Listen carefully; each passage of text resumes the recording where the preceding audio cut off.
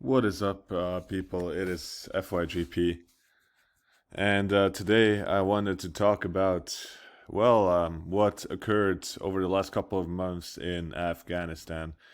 Now, I mean, you have all obviously heard the media stories that somehow the US was completely unexpectedly caught up in a situation that they couldn't escape and that if it would have been handled by anyone else, the same thing would have happened, which is basically the Taliban taking over the whole country.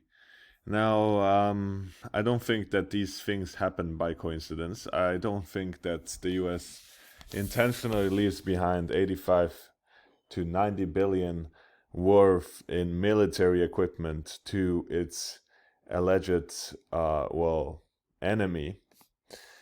So I think what we see occurring here in Afghanistan is in fact something entirely different.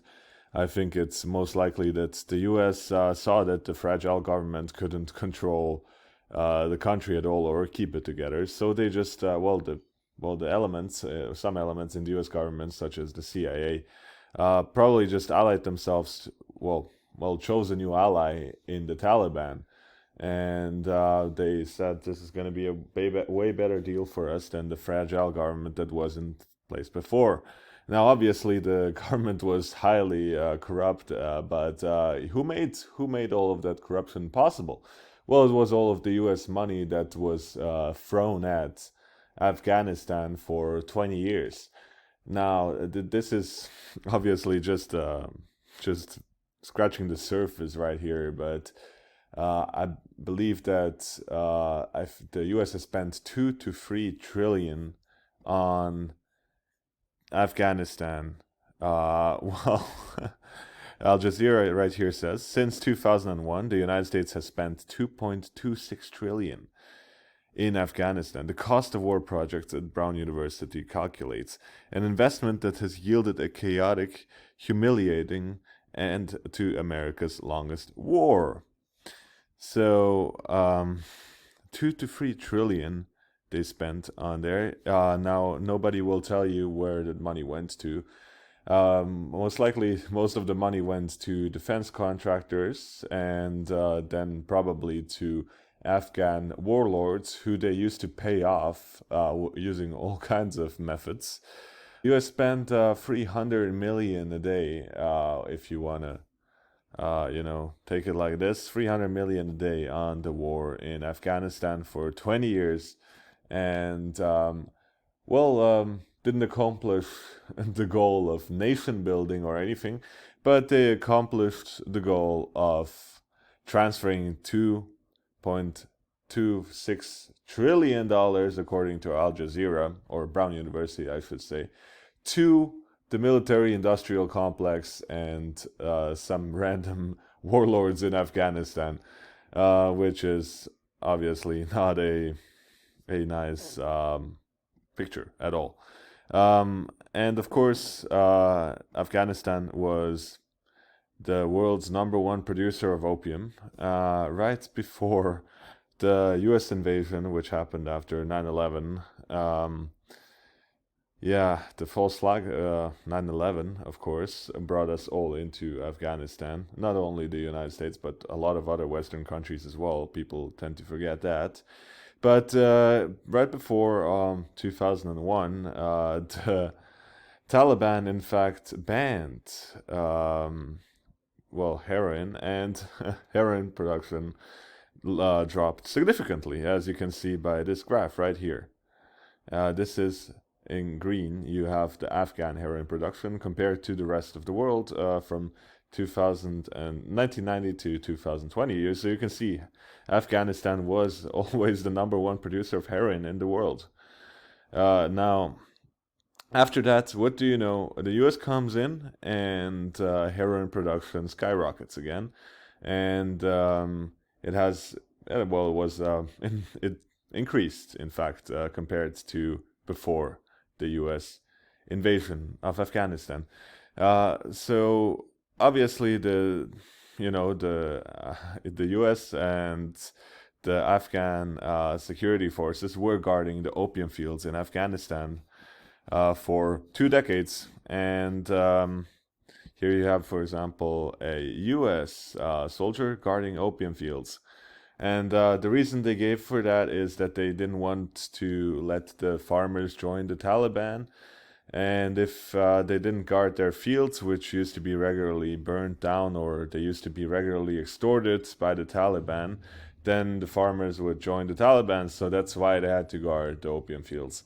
Now, well, a friend of mine, he was a journalist in Afghanistan, and he went there, and according to him, he saw a bunch of unmarked planes loading up a bunch of boxes in its cargo, and I'm sure that probably it was heroin that was being exported by the CIA to the rest of the world from Afghanistan.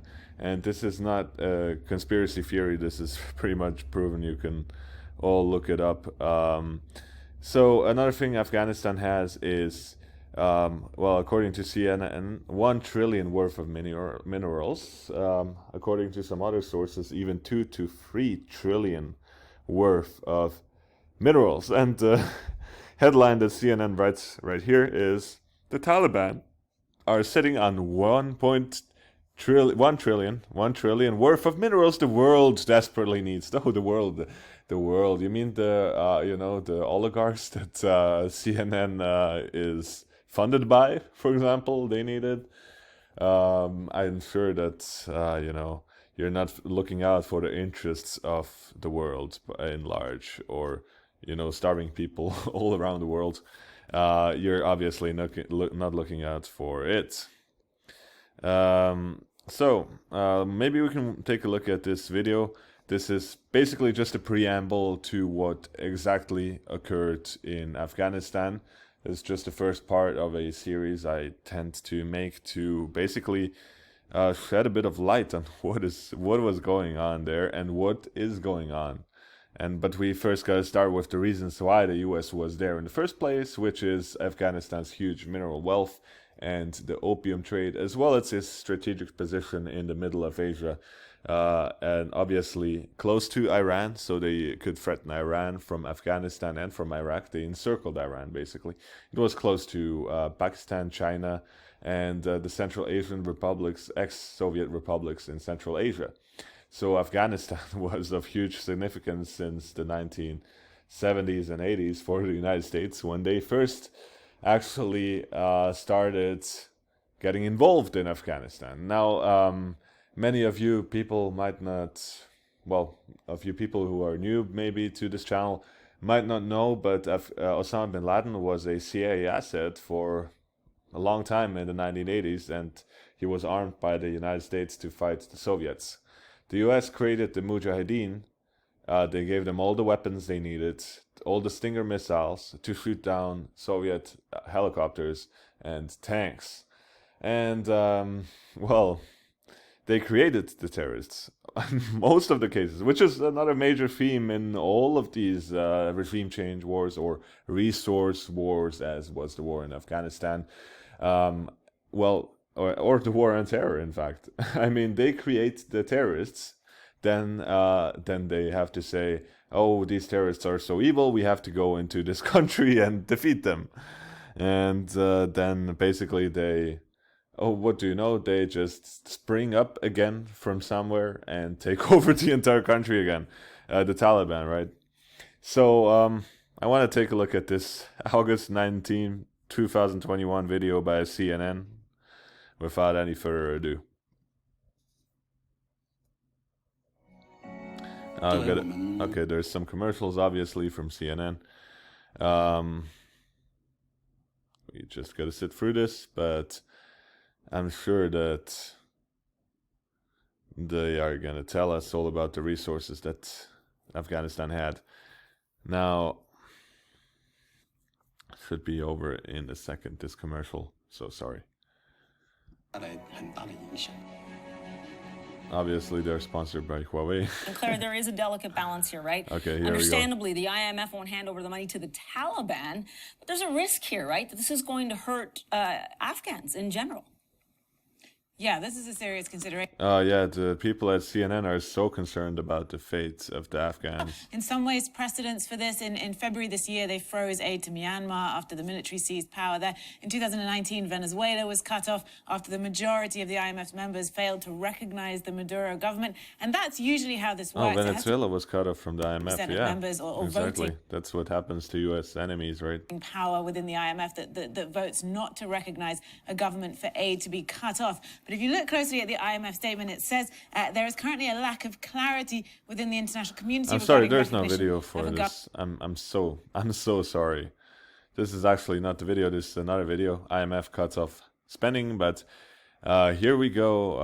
Well, has huge potential. Even before President Joe Biden announced the world withdrew U.S. troops from Afghanistan earlier this year, setting the stage for the return of Taliban control, the country's economic prospects were dim.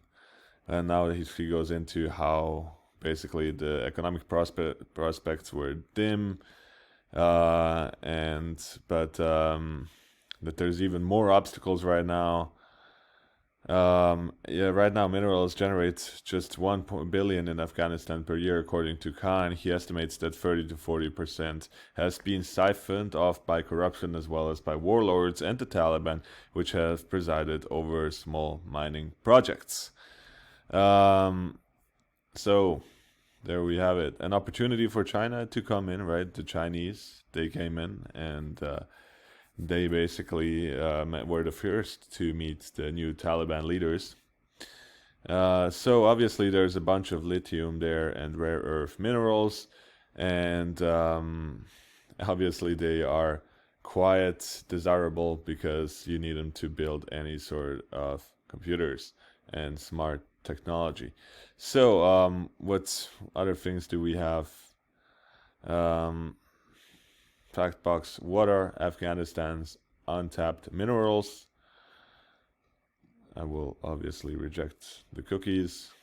Returning to power in Afghanistan after 20 years absence, the Taliban have regained control of natural resources that a former mines minister of the country said could be worth up to 3 trillion. That estimate was made towards the end of the last commodity super cycle in 2010, and could be worth even more now after the global economic recovery from the coronavirus shock sent prices from everything to copper to lithium soaring this year.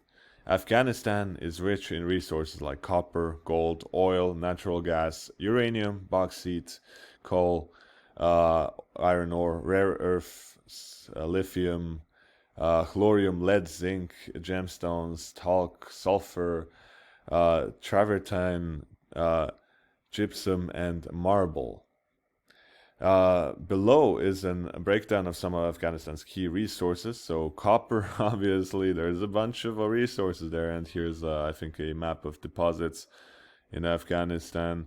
So wow, this is a lot of resources, and this makes sense. This is why the United States was trying to occupy that country, obviously, one of the reasons. Even though, according to the journalist friends, the resources were barely being used. I mean, but maybe they were siphoned off secretly, some of them, for sure, as in Syria. But there wasn't the necessary infrastructure to exploit all of those resources. So I wouldn't be surprised if other great powers scramble for this, or the US makes a return into Afghanistan in future years.